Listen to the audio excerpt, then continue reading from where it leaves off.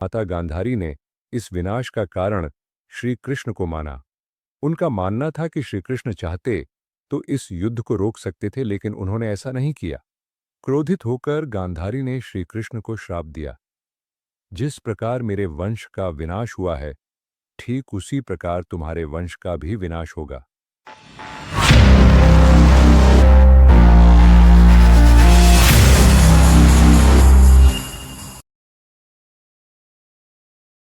में ओडिशा का पुरी इलाका। मुगल सेना जगन्नाथ मंदिर को तोड़ने के इरादे से आगे बढ़ रही थी। घोड़े दौड़ रहे थे, तलवारें चमक रही थीं। लेकिन जैसे ही सेना मंदिर की तरफ बढ़ती है, तो एक अजीब सा तूफान उठा। सूरज की रोशनी गायब हो गई और चारों ओर अंधकार छा गया। गांव के लोगों ने देखा, मंदिर के अंदर से तेज रोशनी आ रही है और रोशनी के साथ एक डरावनी सी छवि पास आ रही है। सैनिकों ने दौड़ लगा दी, जैसे उनके सामने उनकी मौत हो। अब आप सोचिए, ये सिर्फ एक घटना थी या जगन्नाथ जी का चमत्कार था?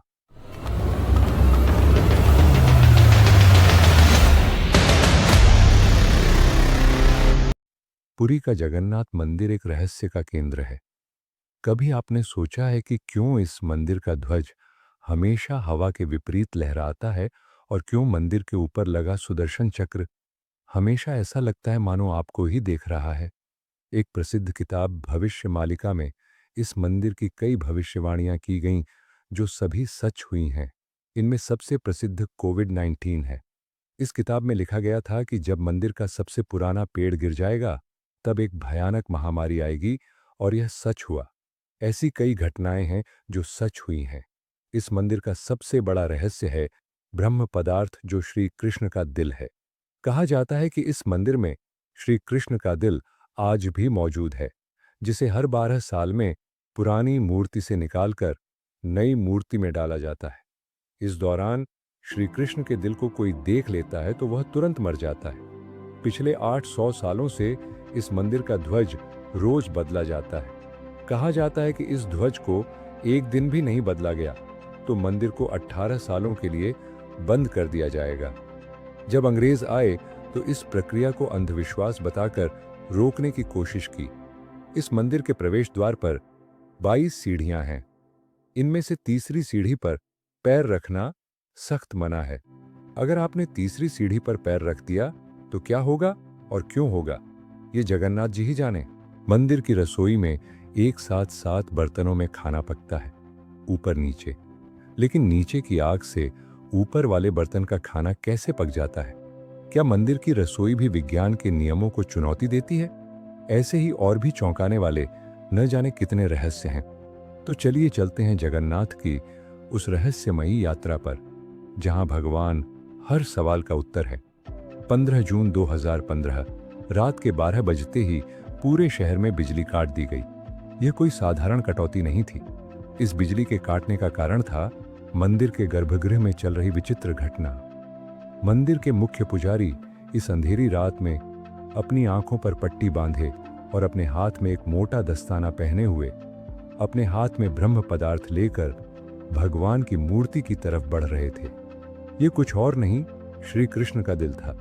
इसे ब्रह्म पदार्थ भी कहा जाता है। ठीक 12 साल बाद यह प्रक्रिया इस मंदिर में फिर दोहराई जा रही थी, जहां भगवान जगन्नाथ की पुरानी मूर्ति में से उनके दिल को निकालकर नई मूर्ति में लगाया जाता है। यह होता है भगवान के शरीर को बदलने का, लेकिन आत्मा को यथावत रखने का अनुष्ठान। माना जाता है कि यह मंदिर दुनिया का एकमात्र मंदिर है जिसमें भगवान आज भी जीवित रूप में बसते हैं, और जब उनका शरीर पुराना हो जाता है तो ठीक उन्हें नया शरीर दिया जाता है, जैसे कोई आत्मा नया जन्म लेती है। कहते हैं इस ब्रह्म तत्व को आज तक किसी ने नहीं देखा, और जिसने भी देखने की कोशिश की वह जिंदा नहीं बचा। नवकलेवर की रात जब पुरानी मूर्तियों में से ब्रह्म तत्व निकालकर नई मूर्ति में लगाया जाता है, पुरी में कर्फ्यू जैसा माहौल बना देते हैं। पूरे शहर की बिजली काट दी जाती है। मंदिर को घोर अंधेरे में बंद कर दिया जाता है। मंदिर में होते हैं सिर्फ विशुद्ध ब्राह्मण, जिनका खानदान सदियों से यही कार्य करता है। उनकी आंखों पर पट्टी बांधी जाती है, हाथों पर मोटे दस्ताने पहनाए जाते हैं ताकि वह न देख सकें, और ना ही महसूस कर सकें कि ब्रह्म पदार्थ है क्या। जब यह प्रक्रिया होती है तो मंदिर की सुरक्षा सीआरपीएफ के जवान करते हैं और किसी भी व्यक्ति का मंदिर के अंदर जाना सख्त मना होता है। जब 2015 में यह अनुष्ठान हुआ था तो तब एक पंडित ने उस ब्रह्म तत्व को हाथ लगा दिया था, जिसके बाद वह तुरंत ही बेहोश हो गया और आंखें खुलते ही मानसिक रूप से पूरी तरह से पागल हो गया था। तो सवाल उठता है, ब्रह्म तत्व आखिर है क्या? क्या यह कोई दिव्य ऊर्जा है? क्या यह सिर्फ विश्वास है, या सच में कोई ऐसा अविनाशी पदार्थ मौजूद है जो युगों से युगों तक जीवित है? माना जाता है कि यह ब्रह्म पदार्थ काफी ज्यादा शक्तिशाली है, जिससे लगातार दिव्य ऊर्जा निकलती रहती है और हमेशा हल्का सा कंपन महसूस होता रहता है। आप सोचते होंगे कि क्यों जगन्नाथ जी की मूर्ति को लकड़ियों से बनाया जाता है। क्योंकि लकड़ी बिजली को कंडक्ट नहीं करती, जिस कारण वह ब्रह्म पदार्थ में से निकलने वाली इलेक्ट्रोमैग्नेटिक ऊर्जा को रोक लेती है। माना जाता है कि आज तक इसे किसी ने नहीं देखा, लेकिन आज से 50 साल पहले एक व्यक्ति ने दावा किया था कि उसने इस ब्रह्म पदार्थ को देखा है। उसने कहा कि ब्रह्म पदार्थ तरल की तरह बह रहा था और यही तरल लकड़ी को कमजोर कर देता है, जिस कारण हर 12 साल में मूर्तियों को बदलना पड़ता है। उस व्यक्ति ने यह भी कहा कि जब उस ब्रह्म पदार्थ को प्रकाश में लाया गया, वह चक्कर की तरह घूमने लगा। यानी कि इस ब्रह्म पदार्थ को जब रोशनी मिलती है तो यह और भी अधिक सक्रिय हो जाता है, जो कि खतरनाक साबित हो सकता है। जब भी इसे पुरानी मूर्ति से नई मूर्ति में बदला जाता है, तब पूरे शहर की बिजली काट दी जाती है। विज्ञान के लिए आज भी यह चौंकाने वाला रहस्य है जिसे कोई समझ नहीं पाया, लेकिन भक्तों के लिए यह श्री कृष्ण का दिल है, जिसके कारण लाखों की तादाद में भक्त भगवान जगन्नाथ के मंदिर में आते हैं। वैसे क्या आपको पता है कि जब श्री कृष्ण की मृत्यु हुई तब पांडवों ने उनके शरीर को जला दिया था? फिर उनका दिल कैसे बच गया? वह यहाँ तक कैसे पहुंचा? और इस मंदिर की रचना किसने की और किसने बड्डी चमत्कारी रूप से भगवान जगन्नाथ की मूर्ति बनाई? चलिए जानते हैं इस रहस्यमयी घटना को। महाभारत युद्ध के बाद चारों ओर लाशें बिछी हुई थीं। लाखों सैनिक और कौरवों का विनाश देखकर सभी शोक में थे। कौरवों की माता गांधारी ने इस विनाश का कारण श्री कृष्ण को माना। उनका मानना था कि श्री कृष्ण चाहते तो इस युद्ध को रोक सकते थे, लेकिन उन्होंने ऐसा नहीं किया। क्रोधित होकर गांधारी ने श्री कृष्ण को श्राप दिया, जिस प्रकार मेरे वंश का विनाश हुआ है, ठीक उसी प्रकार तुम्हारे वंश का भी विनाश होगा। इस श्राप के 36 साल बाद एक दिन जब श्री कृष्ण जंगल में आराम कर रहे थे, तब एक शिकारी ने उन्हें हिरण समझकर उन पर तीर चला दिया। तीर श्री कृष्ण के पैर में लगा और उन्होंने इस लोक को छोड़कर मृत्यु को स्वीकार कर लिया। माना जाता है कि उनकी मृत्यु के साथ ही द्वारका नगरी समुद्र में डूब गई और उनका पूरा वंश समाप्त हो गया।